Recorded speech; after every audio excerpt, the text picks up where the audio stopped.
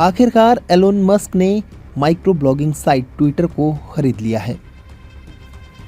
Musk ने इस महीने पहले ट्विटर को खरीदने का ऑफर दिया था।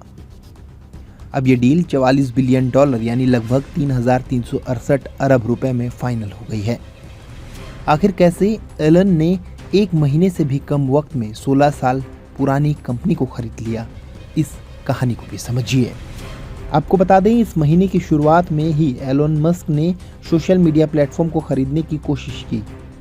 उन्होंने ट्विटर खरीदने के लिए ओपन ऑफर दिया था।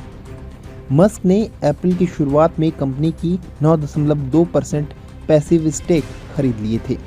इसके बाद कंपनी ने उन्हें बोर्ड में शामिल करने का फैसला किया था। मस्क ने उस वक्त बोर्ड में शामिल होने से इनकार कर दिया।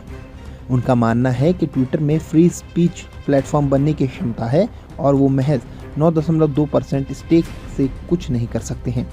इसके लिए बाद में उन्होंने कंपनी को खरीदने के लिए 54.20 प्रति शेयर के रेट से $44 अरब का ऑफर दिया था।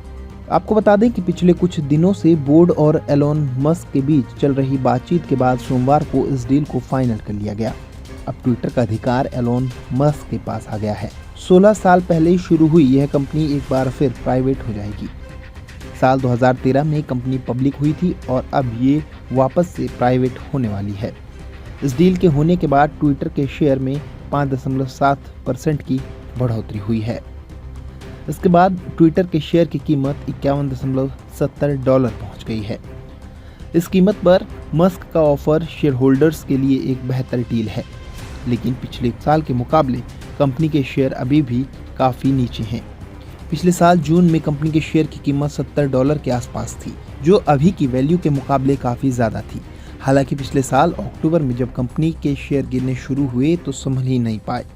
पिछले साल अक्टूबर से इस साल की शुरुआत तक कंपनी के शेयर की कीमत लगभग आधी हो गई है और ऐसे में एलोन मस्क के इस ऑफर को बोर्ड मेंबर्स मना नहीं कर पाए। अब ये भी जान लीजिए कि आखिर कैसे ट्विटर और मस्क की डील हुई। दरअसल इस महीने की शुरुआत में शुरू हुई ये कहानी कुछ दिनों में अपने अंजाम तक पहुंच गई। अप्रैल की शुरुआत में मस्क ने इसमें 9.2% स्टेक खरीदे थे। इसके बाद उन्होंने पूरी कंपनी को खरीदने का ऑफर दिया। हालांकि बोर्ड्स और दूसरे बड़े स्टेक होल्डर्स ने पहले उनके ऑफर को ठुकरा दिया था, क्योंकि कंपनी को इस दौरान कोई दूसरा बेहतर ऑफर नहीं मिला। इसलिए आखिरकार उन्हें इसे एक्सेप्ट करना पड़ा और आज माइक्रो ब्लॉगिंग साइट यानी ट्विटर एलन मस्क की हो गई है।